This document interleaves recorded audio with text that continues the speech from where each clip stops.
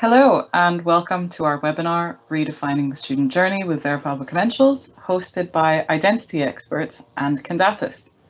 As with all of our webinars, today's session will be recorded and you'll receive an email with a link to the recording when it's ready. Our speakers for the day are Gillian Jones, our Senior Business Development Manager at Condatis, and she'll be joined by Matt Fernandez, CTO at Identity Experts. Thank you both for joining us today. And for our audience, we hope you enjoy the session. Gillian, shall we get started? Sure, thanks so much, Yaz. And hi, Matt, how are you?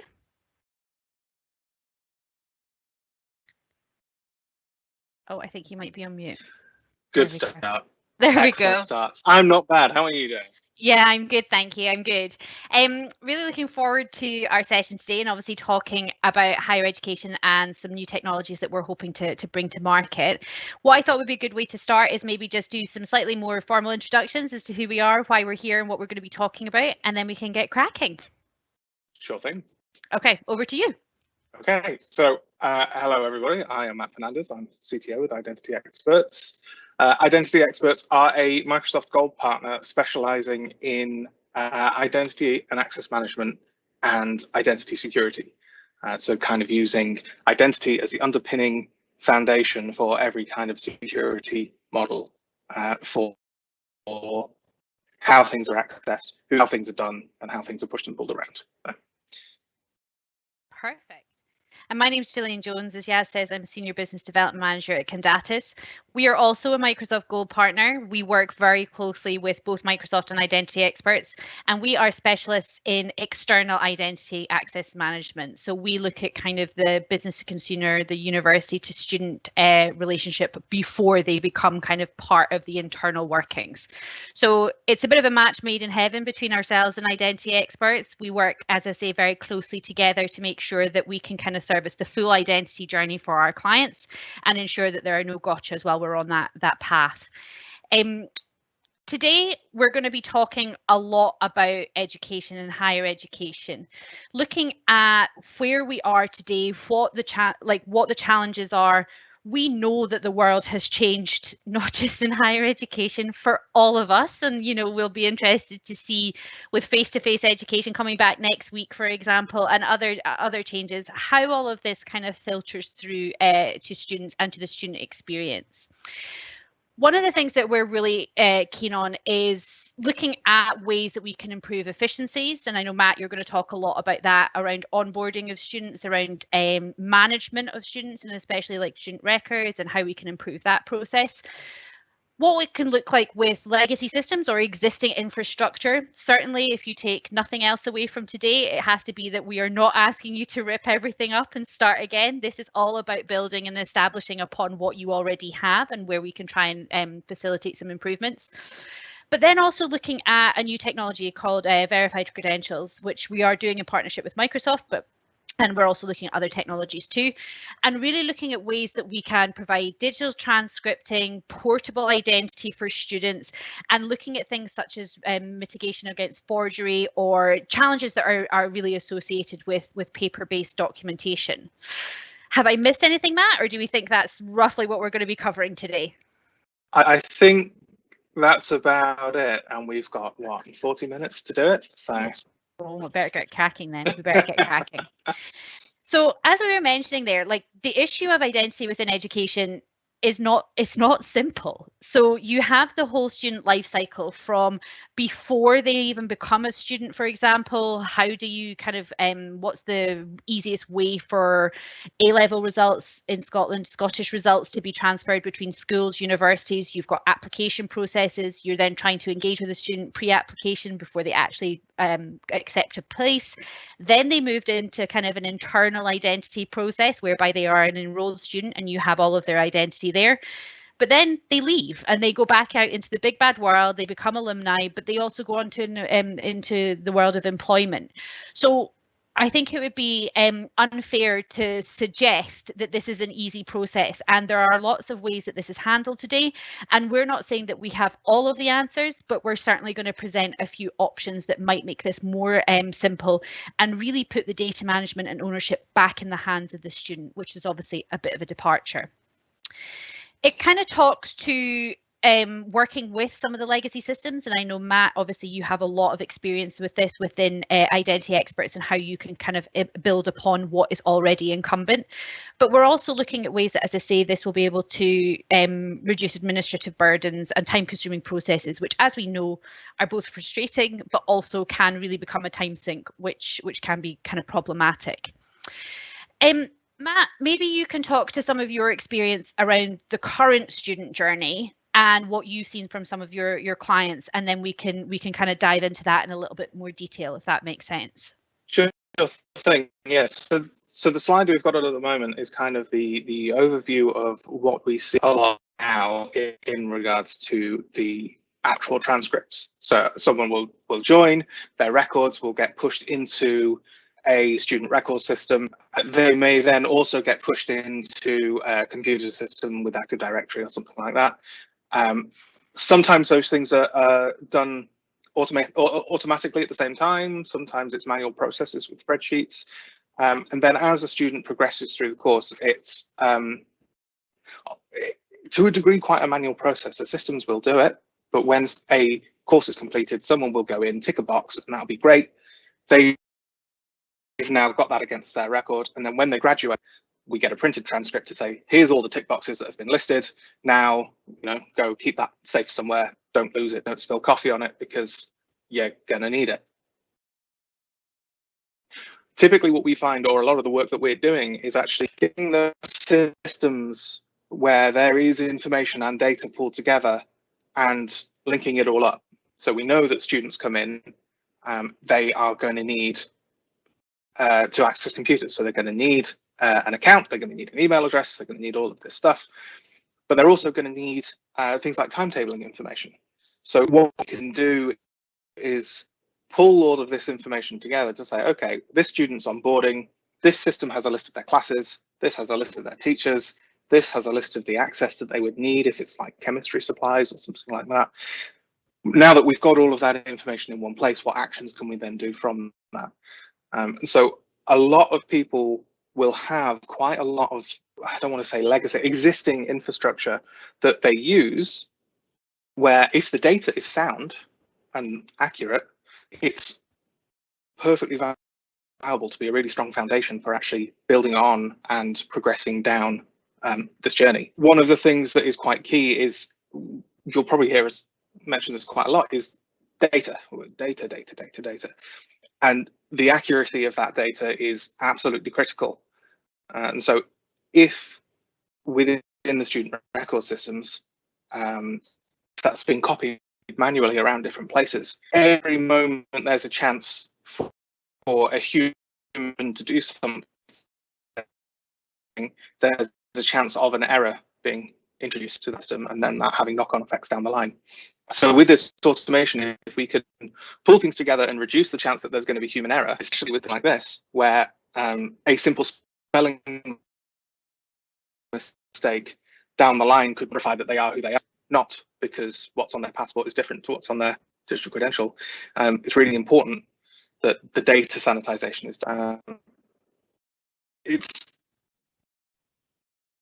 quite a huge benefit knowing the peace of mind, knowing that the data where it needs to, that it's accurate, and almost more of it to be, and that what you don't isn't. Yeah, I think that's a really interesting point. Obviously, we know that data, as you say, is integral to all of this, in that we want good data, we want clean data, we want accurate data, but also, in the words of Spider-Man, with great power comes great responsibility, right? The more data that you have, the more you have to manage, and the more you have to be really on top of, sadly, all the kind of growing threats that we're seeing around data, particularly nowadays. So I think that, one of the things that we're really going to talk to today, as I say, is about this move to kind of a decentralized identity approach, whereby the control of the data and the information is really residing with the students. It's a massive shift because you are, as a student, are in control of what information you pass, what you pass, when, why you're being asked that question becomes really important, rather than handing a rematriculation card that kind of has everything on there.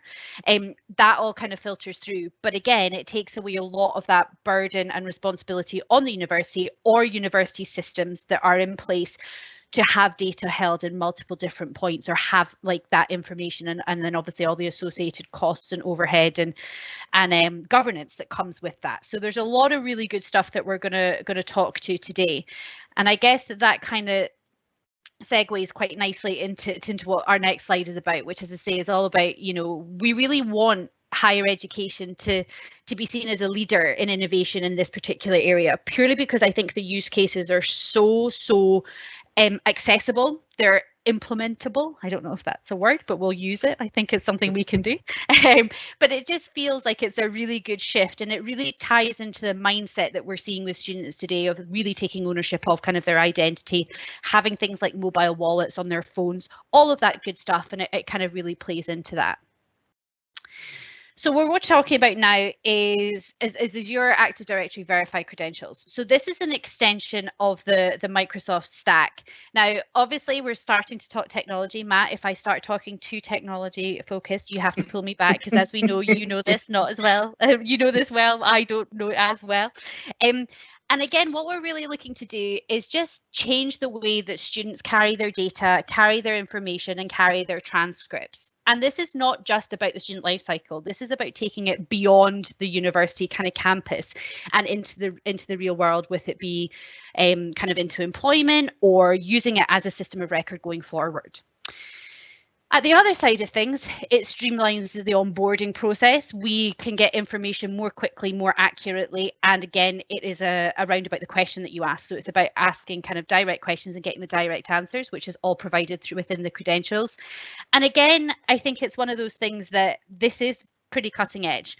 We have a lot of really interesting companies that are looking at credentialing at the minute. We've seen it a lot in, say, travel and tourism. Obviously, in light of the COVID pandemic, that's a really secure, safe, and robust way of being able to prove data and information about yourself and link it back to your identity. So there is definitely a wave coming. But being able to use that as a talk point, I think, for universities to show their innovation and their forward thinking, and actually thinking about their place within that whole life cycle of a person and how that university foundation can be taken with them. I think it's really interesting from a mindset point of view. Obviously, we're going to talk about it over and over again, administrative costs, administrative overheads. This definitely does cut down in terms of costs and resources. And I think it's going to be important to see kind of as we go through what that ROI would look like, and how much this does save. And again, things such as, not holding sensitive data on students if it's unnecessary. That's the sort of area where I really think we could see like a lot of benefit. Would you agree, Matt? Is there anything that I've missed there, or do you think that makes sense and kind of, again, concurrent with what you're seeing within the market? Yeah, definitely. And one of the key features for this as well, with it being built on Azure and it being we have open standards backing this. So this is not just going to be this random bespoke thing that Microsoft are doing that nobody else supports. It's actually an international initiative to make this the standard platform moving forward for secure, verified, decentralized identities. So it's not going to go away. So the early adopters and early innovators are going to be the ones that see the most benefit from this. It's going to be huge, and it's going to get people talking about people even talking about their mates going, oh, I can't believe how much effort this is just to do this stack of paperwork I've got to do. And their mate just goes, oh, I just scan this. Yeah. It brings a lot of kudos. No, you're entirely right. And ultimately, like, the student experience has changed, but I think you've talked to a really interesting point there. And I was thinking about it kind of from my own point of view, although being a student feels like a very distant memory, unfortunately. But it always felt like, say, for example, applying to a university in America or doing a year in America as part of kind of a sandwich course or something like that, that always just felt not necessarily unattainable, but something that was obviously going to be, big, a really big thing that you'd have to do. There would obviously be a lot of process around it. There was a lot of admin. It kind of felt a little bit overwhelming.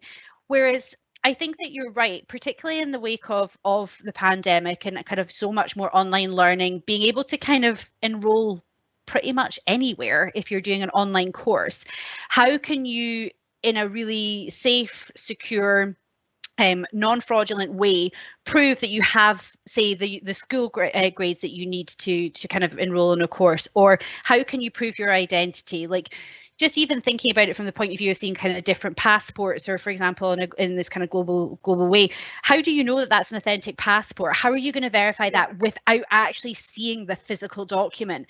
And I think that one of the things that I really like about decentralized identity and verified credentials is all of that information would be held on the student's phone. You can submit it, you can have it verified, as I say, in that kind of very secure way.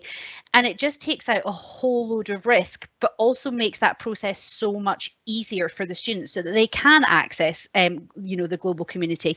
They can access universities and colleges in America, for example, that they might want to. So I think that there is definitely a lot. Sorry, go ahead.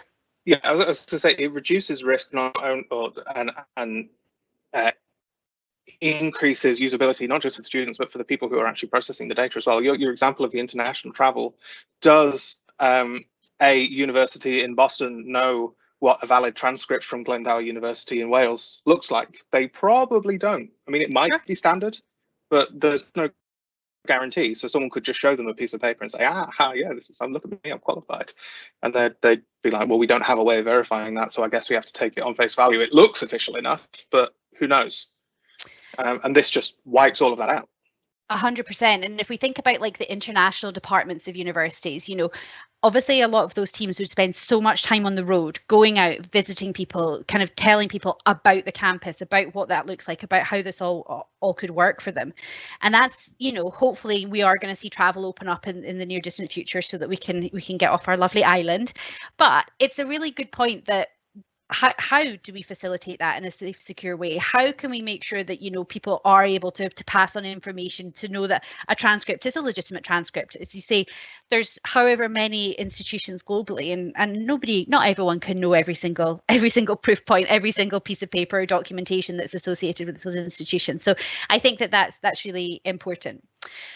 One of the things that we're going to look at later on as well, and I really enjoy, is just the look and feel. So I know that we've got some screenshots that will be coming up later on, but again, in terms of adoption and making this easy for the student and actually for the university to kind of to put in place, it looks and feels very similar to kind of your Apple Pay, your Google Pay, that type of thing. So instead of a payment wallet, it's an identity wallet. But again, in the mindset and in the psyche of the users, it's just another way that you can kind of exchange information, and it is very simple and it is very straightforward. So I think, from the point of view of a university where you're thinking, right, okay, we would love to do something like this, but is there, what about adoption? We've seen that before with, say, a number of apps or other technologies where it feels like there's going to be an awful lot of, say, marketing work or just a lot of, you need to put in a lot of effort sometimes just for a bit of uptick and for people to really adopt the solution. This is different because it's very similar to things that are already out there. And as I say, instead of kind of a payment wallet, you're now looking at your identity and you have various pieces of information in there, which I think is really cool. If we look at it from the other end, so rather than kind of that student experience, when we look at, people going out into the world and from an employment point of view, one of the things that I could see being really valuable is from an employer being able to verify those transcripts. And is that something that you've kind of spoken to a bit with some of your client base as well? And are you seeing like that surely must be a huge administrative burden when you're having like big, lots of graduate programs, for example, and maybe you could talk to that a little bit, Matt. Yeah, this is something with any regulated industry, NHS, legal, financial, there's a lot of onboarding hoops that people are going to have to jump through to make sure they have passed the course and that they've done the extra bits and they've got their security checks and this, that, and the other to make sure that they are great and trusted to be working in that industry. And so I don't know how many people around here have gone through like a security vetting process or something working on systems. There was a customer we were working for, and we were on the job for kind of 6 to 8 weeks, but it took 4 weeks for security verification to come through before we were allowed to log onto the systems. And that's 4 weeks of wasted time, wasted money, wasted effort. It's been solved with a simple verifiable thing. Oh yeah, okay, great. You've got that, perfect. Here's your details, log on. And what took a month could have been reduced to minutes. And if, yeah, as you say, and we think about that in an employment point of view, obviously beneficial for the student because they can get into the world of work and start paying off some of those student loans. But then also, you know, as you say, making that whole process a lot easier. And again, I think it could be almost like a bargaining chip. If you are, say, going into the field of law or whatever it might be, knowing that people are embracing like a digital technology to try and make life simpler, to try and you know, improve that process. For me, that just, again, highlights mindset and what people are trying to achieve. So I think it's really interesting. I was looking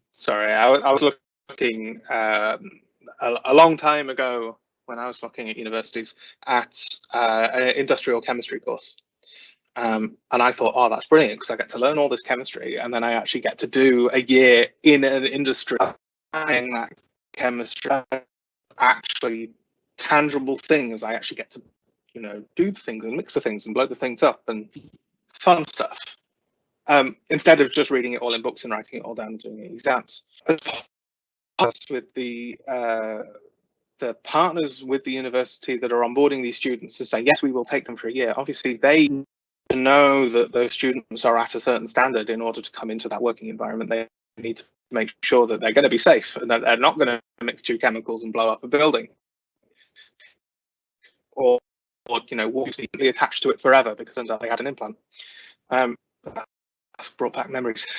But these businesses, if they have these kinds of digital transcripts, and we'll talk a little bit later about actually what the journey looks like of how the transcripts and the credentials are populated and how they're used and something other.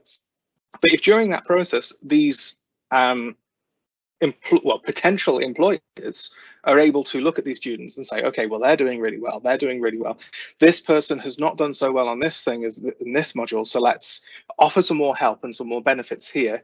They can help bolster people, and actually during their course, their university course, they can make them more employable when they come out of it, which is better for the employer and better for the university, because the more people they get into employment, obviously, the better everyone feels fantastic. And you know, that's actually a really great point, because I think we've obviously talked a lot about academic kind of transcripts and say module attainment and all that stuff, but it's worth mentioning as well that, you know, digital badging and extra, say, for having credentials or other pieces of information that are to do with extracurricular achievement, are to do with, say, alternative learning. We know that obviously, you know, in the light of the pandemic, the exams might not be the be all and end all going forward. So it's going to be a case of like looking at alternative methods of teaching and learning.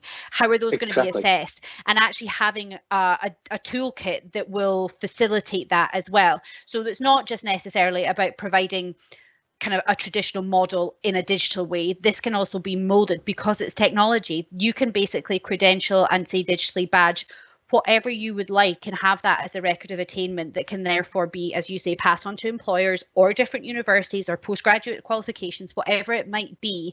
But again, it can kind of potentially be used for a slightly more rounded experience. So you can show kind of, as I say, extracurricular or other ways that you've attained achievements, rather than just say, I passed this exam, I passed this module, which again will always be very important. And in certain fields, you know, it is quite binary. It is a case of pass fail. You have to do that to be able to move forward. However, we know that, say, from a medical point of view, we know that these things can be kind of cumulative, right? There'll be core competencies and you can have various levels of assessment. So why not badge all of them until you turn that into kind of an actual full kind of academic qualification? So lots of ways that this can be sliced and diced and actually really kind of build up a much fuller picture than what you would see on a piece of paper and a transcript, arguably.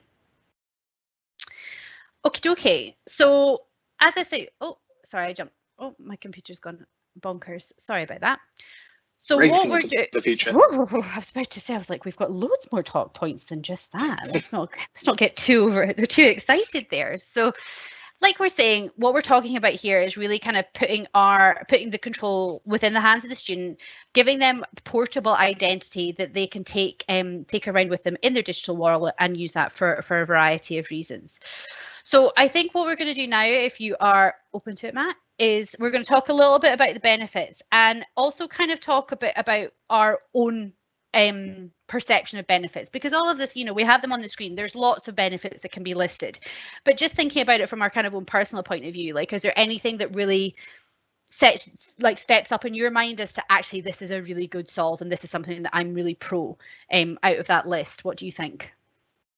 So being from the background of the infrastructure and where the data is and the pushing and the pulling and the automation of making things together, making sure that the right data is in front of the right people at the right time is kind of that gets me, right? Because we've got the choice now. If we're using the system we've got now, then I've got my paper transcripts and I've got my badges from St. John's Ambulance about my first aid training and all this other stuff, all in a big portfolio. And I then have to rifle through that and go, okay, well, the bouncer at the student union doesn't need to see that. They might need to just see this bit and this, that, and the other.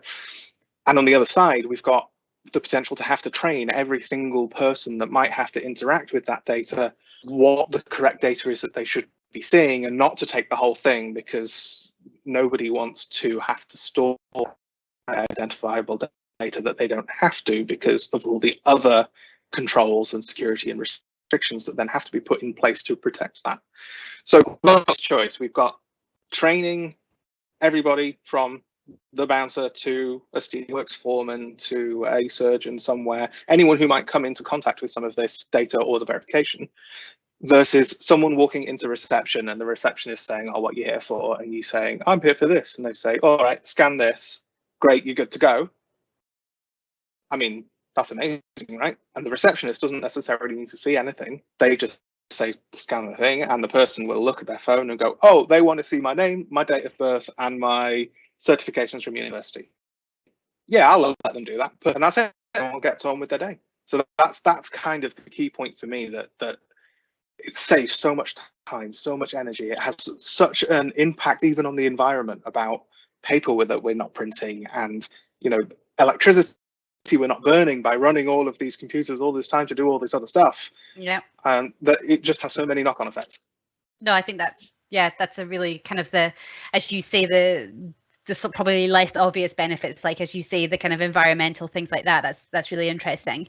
I think for me, I quite like the direct question and the direct answer scenario that you get with verified credentials. So if I was thinking back again to my time when I probably spent more time in the Students' Union than I was meant to, should have been in the library, but hey, it's worked out okay in the end. But on my matriculation card, it obviously had it was my photo ID, but it also had my name, my full name, if I remember correctly, my full name, date of birth, course of registration, expiration date, all of this stuff. So, if somebody found that, they would obviously see a picture of me, my name, my full name, and my date of birth. Like, those are hugely valuable pieces of information.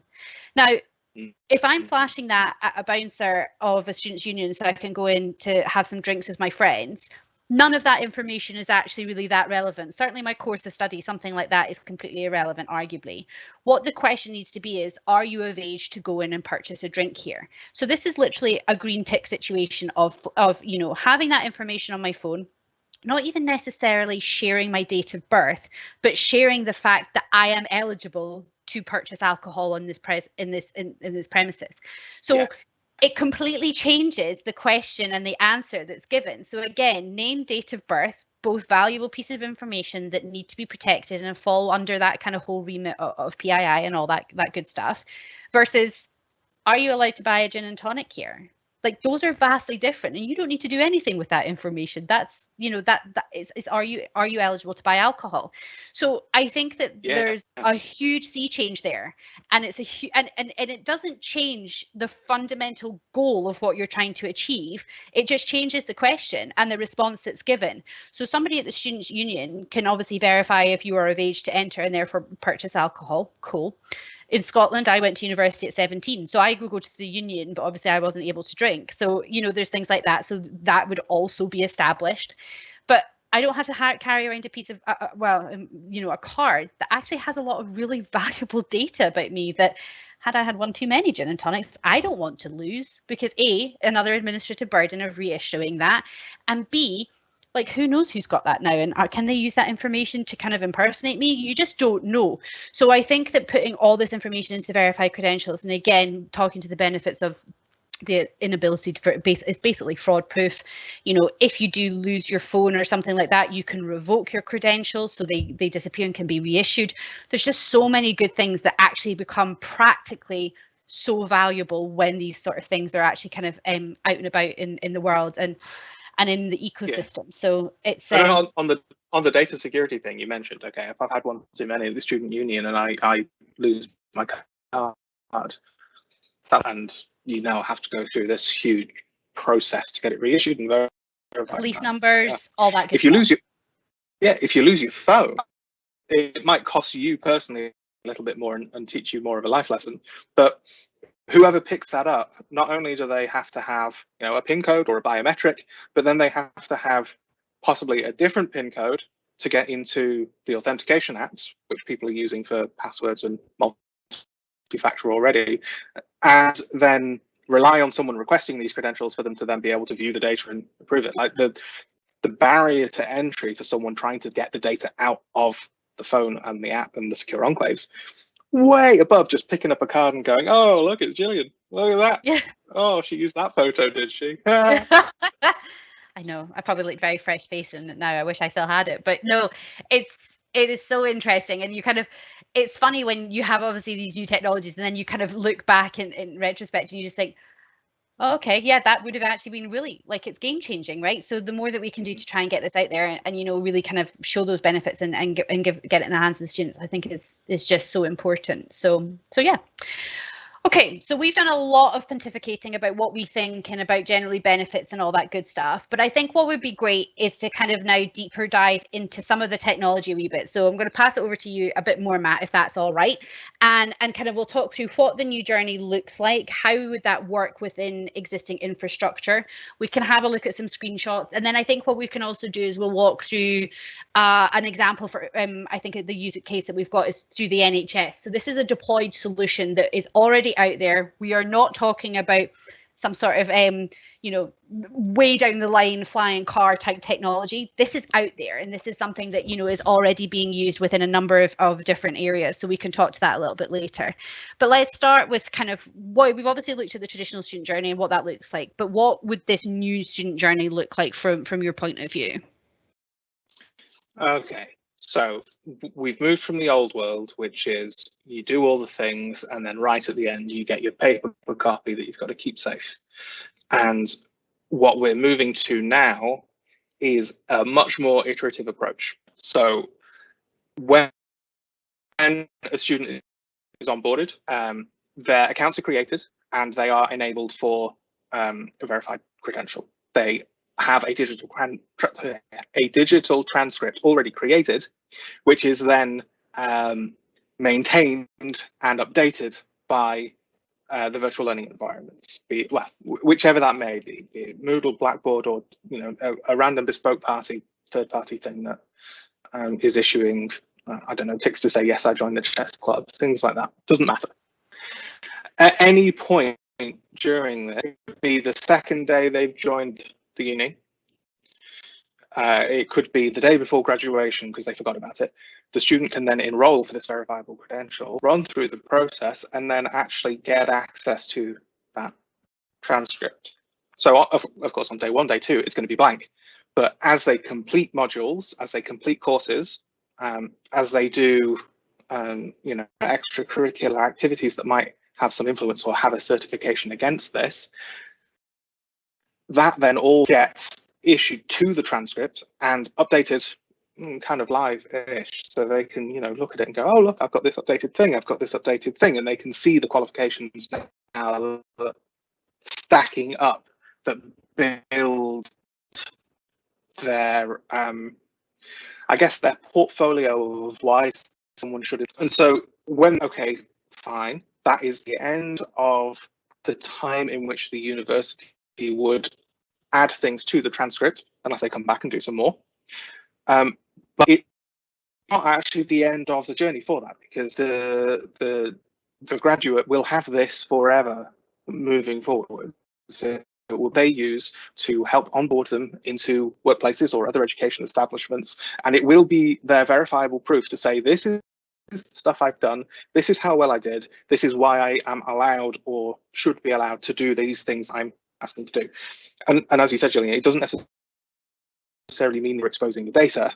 It is just a change in how the question is asked. It goes from, do you have a bachelor's degree? What, do you have X grades in this, that, and the other? Do you have a nurse's degree in that? To, have you done a phlebotomy certification? Are you allowed to give injections? Are you allowed to do this, that, and the other? And if the green tick comes back, they don't necessarily need to see the, yes, they did it on this date, this, that, and the other, and here's all the personal information that goes with it. It's just a thumbs up. Great, they're allowed to do that. That's actually, sorry to interrupt there, but it's actually a really interesting point. Like, we know that students are sometimes interrupted. So for whatever reason, external factors, family circumstances, whatever it might be, you might be able to complete 3 out of your 4-year degree, for example. So in theory, you do not have a degree. And you've not completed your full training. However, you've done a lot of academic learning, you've done a lot of university grade learning. So potentially having a way that you could show that level of attainment. Yes, it might not be your full degree transcript and your full degree certification. However, you could show the level that you've attained, like your history throughout the process. And I'm sure that something like that does exist today. But again, it would be quite interesting to have that in a digital format and actually being able to piece together, I've got 3 out of 4 years, I've got this extracurricular, I've got this, I've got that, and actually you put together a patchwork of what that person looks like digitally, rather than it being kind of maybe a bit more cut and shut that it has been before. So again, potentially one way that could be used, which would be really interesting from an inclusivity point of view. Yeah, exactly. And it goes beyond the learning environment as well, because one thing I didn't realize when I left education, and I was like, oh yay, I'm never going to have to do an exam again because I really don't like exams, was actually how much learning and exams you have to do in IT to keep on top of everything, and that things change daily and that you need to stay on top of things. And say with Microsoft, they have a way of verifying these things by saying, I have passed these exams and I have my shiny badge to say I'm a security expert, or this, that, and the other. Correct. And that means certain things.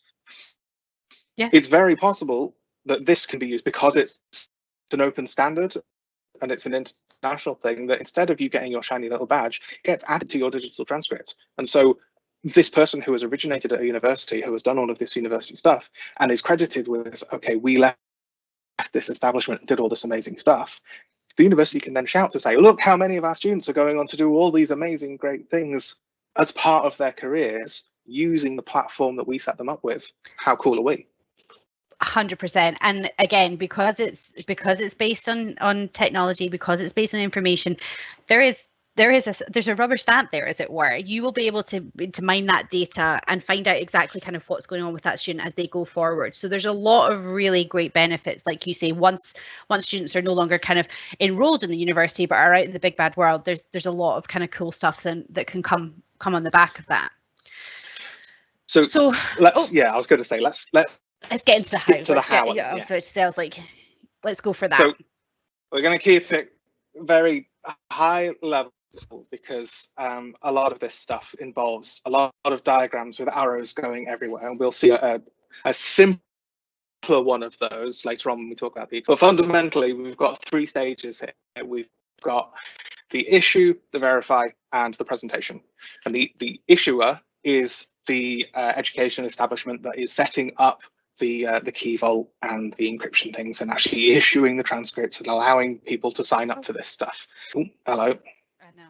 Again, I don't know what's happened. We're back. The verification, or the verifier, is the people who actually want to ask the question of whether this person is allowed to do so. The employer or the person who's doing, I don't know, assessments for loans or something like that. We're going to check your credibility. We're going to do this, that, and the other. We're going to make sure that what you say you can do, you can. Perfect.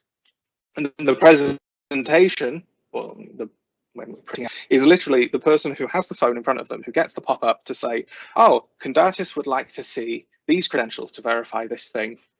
Yeah, I'll let them. And at that point, you present the data to the backend system, which verifies it and says yes, yes, no, maybe, which then passes it to the verifier to say, yes, this has been verified, you're good to go. And all of that happens kind of at the speed of technology, which is pretty cool. Have we skipped a slide? Oh, sorry, yeah, sorry again. Or do you want to go into this one?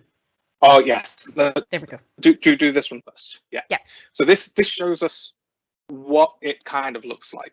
So Microsoft have built this using the back end. All the issuing stuff is all built on the Azure platform. So it's got all of the Azure data crunching, data century backend stuff supporting that, and they baked it all into their Authenticator app, which at the moment they're also doing a big push on being not only the single source for kind of your multi-factor codes and your notifications and things like that, but also your password vault. Things like LastPass and I've completely forgotten the name of that are free, and I should mention, but I've forgotten. KeyPass, there we go.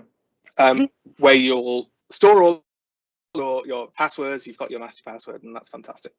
You can now actually bake all of this into the Authenticator app, and that's then travels around with your Microsoft account. So again, you've got the one verified credential that you can put in to see everything. So they're baking the verified credentials into this app, so it's a nice familiar experience, and there's not more things that you have to do to access the thing you want. And we've got the little screenshots here of what the process looks like when a request is received. You'll open up your phone, you'll see this pop-up that says, oh, Condatis want to see something. And then you can actually view that and say, in fact, on the screenshot, it's this university, we're giving them my name, my date of birth, and the certifications. But you can also, which is something that you don't get to do with a paper transcript, you see the historical activity of when that was accessed, who accessed it, and what was given. So you can go back through this and say, oh, why did that person need to do that? Or these persons have already checked my stuff. Or if there's a reason why you need to re-verify, maybe year on year, you can see the history and the cadence of that, so that or you have more security around what is happening with your data and who's saying it, which I think is a really nifty feature. It definitely is, as you say. Having that ability to, as you say, because this is on the student's phone, this is on the user's phone, so this is on, or kind of on me as that person with my phone looking at this. And if I can think, hang on a second, why are they asking me that? They've already asked me that, and being able to kind of query those requests, that's massive.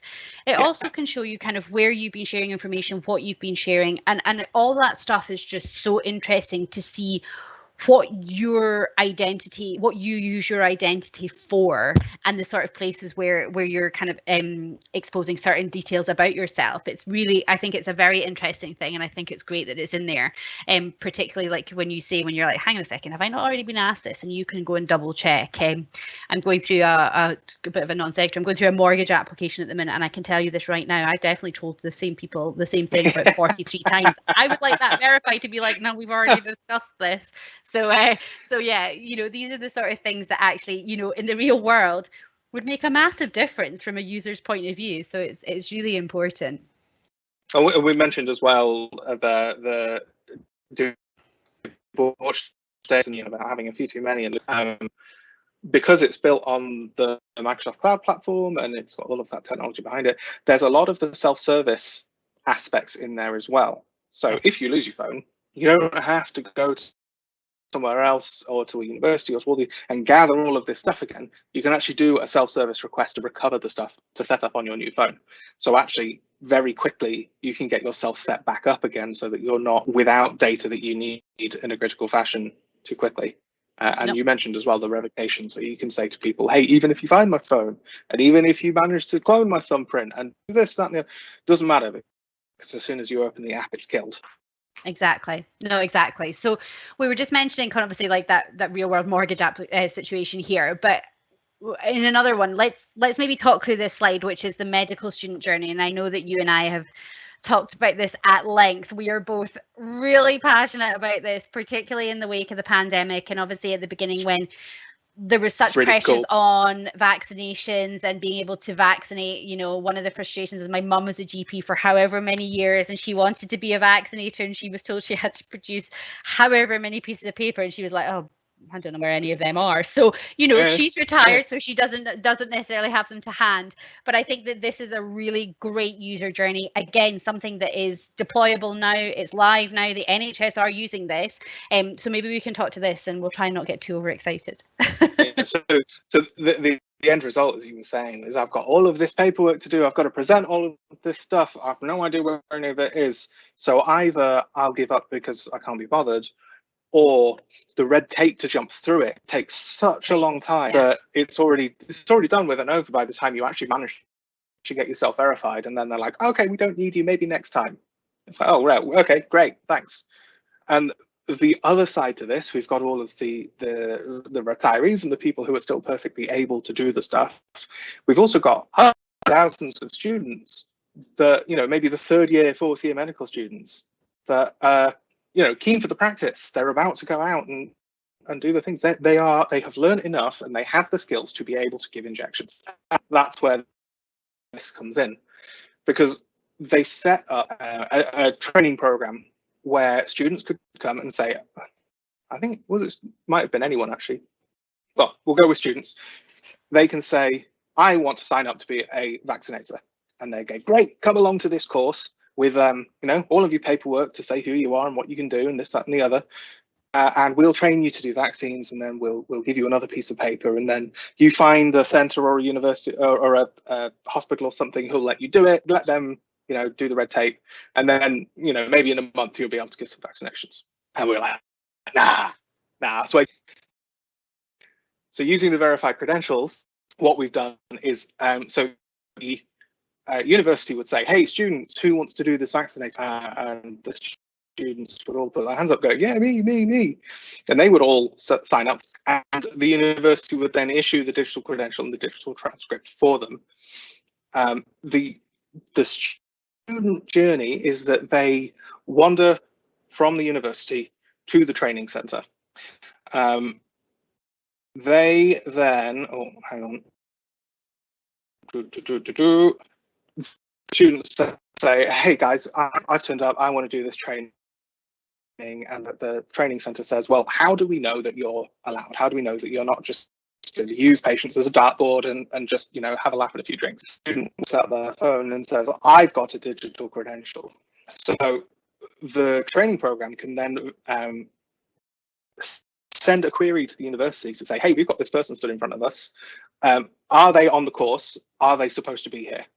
And at the moment, that credential's blank because they haven't passed the course, but it does verify that they're a member of the university, that they're supposed to be there, etc., etc. So they get a nice big green tick, and the training lab says, yeah, come on in, we'll do your training. Of course, all of our students go through this training, they pass with flying colours, and they come out the other end with a nice, you know, shiny badge and a little rosette. And they're like, okay, well, what do I do with this rosette now? And the training labs say, oh, the rosette's just for show. You know, show your parents, pin it up on your whiteboard, be very proud, and you can show it off to your friends. The important bit is actually the digital verification credential that we've added to your transcript already. So if you now go to a vaccination hub and scan the QR code, they will then be able to verify that you have done this course, and we'll just be able to get you straight in a room and jabbing up patients in real life ASAP. And this and so, sorry, go ahead. No, go ahead. Go on. I'll say that's what's happened. When they get to the vaccination hub, as part of their onboarding process and their orientation, they say, oh, okay, have you done this vaccination course? And they go, yes, verify me. The student can then see what information may or may not be passed to the vaccination hub and approve that. And following that same verification process, the green tick happens, and, you know, within an hour they're sat in a room helping patients and realistically helping to curb what's happening. Cool. I know it sounds really geeky, but I just love it. I think it's absolutely amazing. I think it's so, when you can see technology that actually is just that enabling, it's just so exciting. We, you know, as you were saying, if you're a third or fourth year medical student, you're definitely going to have done enough academic kind of qualifications and practical qualifications to be there. But more so, dentists, how many injections do dentists give? A lot. Nursing students, there's so many different facets of that potential journey that could have been part of the program. Now, obviously, we saw that the military came in and there was a lot of different things, but there was a whole body of people that this probably, maybe we should have been better, Matt. Maybe we should have been talking about it at the time. I think we were probably all just trying to stay safe as well. So, yes. And also I'm not sure that we should be deciding kind of government level policy, but that's another story for another time. But I think it is so important to see that this stuff exists, and the quicker we can try and create that ecosystem, so between universities and NHS trusts, between universities and employers, and just seeing how all of this stuff actually narrows a gap that, whilst it's not necessarily a big gap, it narrows that gap and makes that whole process easier and more simple. I just think honestly, it's just game changing, and just I'm so excited to be part of the journey. It's really cool. So I guess we're kind of coming to the end of our time a little bit. I think we've covered an awful lot of ground. So, I mean, I think to recap, and again, feel free to jump in, Matt, with any additional points, but I think what we're really trying to do here is build an ecosystem and say, we are trying to create digital transcripts that the student can take with them for life. They can, be part of a pre-registration process where you get more information on that student. They have that whole kind of cumulative, being able to add different modules, different non-academic qualifications as they go through their journey. That then gets put into, a credential that then gets taken out into the employers, into the employer world. And again, different employers have got different thresholds. So, I had to produce degree transcripts not that long ago, and I thought, like, God, it definitely took a while to dig those out. I was like, where are they? And, and I know I had them, but, where are they? And, a couple of house moves later or whatever, and it's crazy times. So I think it's really making sure that students have the ability to have this information on them. They're in control of what they share, when they share, why they share it. People that are on the receiving end of that information know that the data is safe, secure, reliable. There's no issues with fraud. There's no issues with tampering. So again, just kind of really eliminates that whole threat side of things. And we're looking to, make sure that people can, just move through life a little bit more seamlessly. We're very used to it in other areas, say with online retail or whatever it may be, hospitality, for example, when we were all back out and about and using kind of apps for pre-ordering and stuff. This exists, and this expectation, companies such as Uber, Amazon, like they've changed the mindset for an awful lot of people in society. And this is a way that can be continued. So I think it's super exciting. And, between identity experts, yourself, Matt, myself over at Condatis, I think that there's a lot to really be excited about, and we're really looking forward to having those conversations with higher education institutions, employers, whoever it might be, just to see if this is something that would be beneficial, and happy to have those exploratory conversations and kind of show a few examples of what there is today. Do you think there's anything else, Matt, or do you think that's kind of a good recap of what we've covered today, which, as I say, feels like a lot? Yeah, I think that sums it up.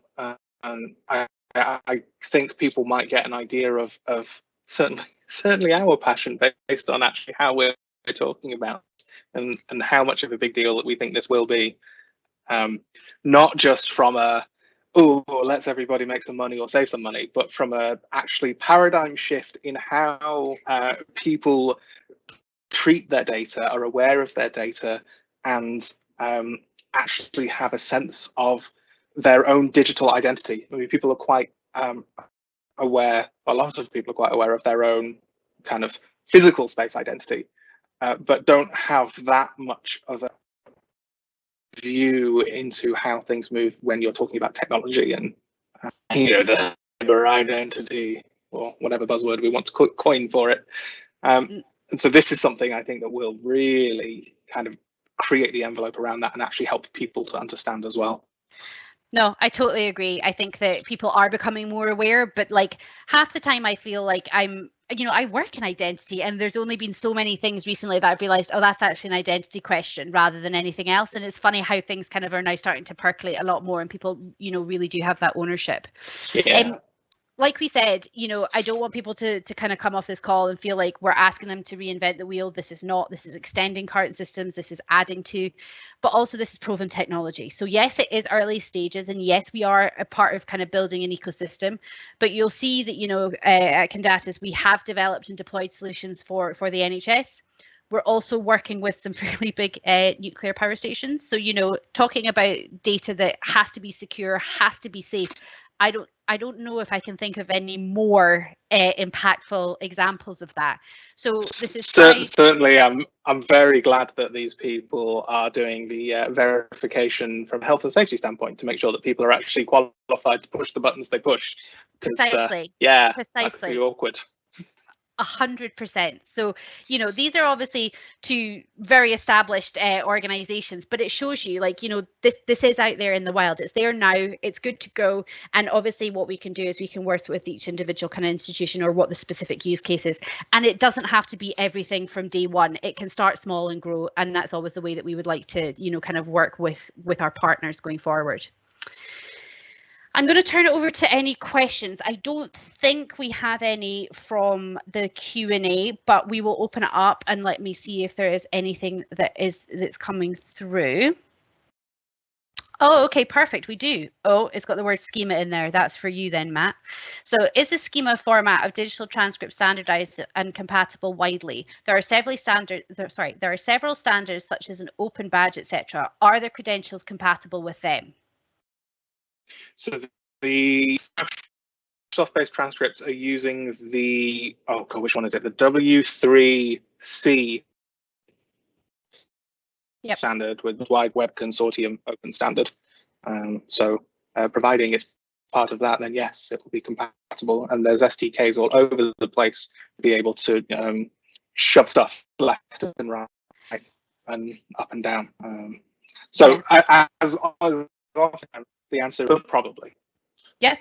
And, you know, one of the things that we've recognized at Condatis is that we're not saying there are other providers out there, right? We work heavily with Microsoft. We would absolutely endorse their products and their platforms, but it also has to be a little bit about the choice of the user. So making sure that the technology works with different wallets, for example, that's already there, but also making sure that we can communicate and we basically have a middleware platform that again can accept that. So you can have open badge, for example, as one of the standards for digital badging. You can also have different credentials. All of this does come together as part of an ecosystem because we appreciate that there are different providers out there, and it's about having that choice and what works.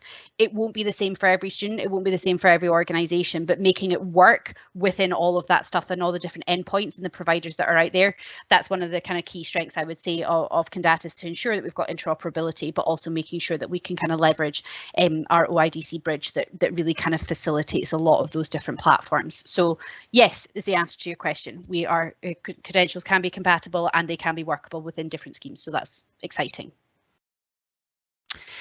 Okay, I think. Whereas identity experts can pull and push the data around, Condatis will take identities and just make them do things. It's pretty cool.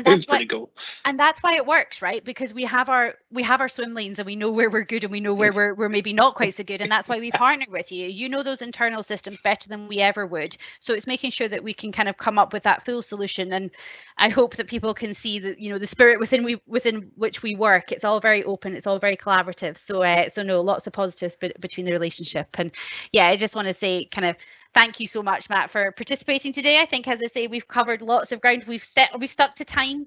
We're just about there. But if there's any questions, then obviously our details are on the screen. You can find us obviously on LinkedIn as well. Please feel free to drop us a message, and happy to have some conversations out with this forum. Thank you, everyone, for joining us.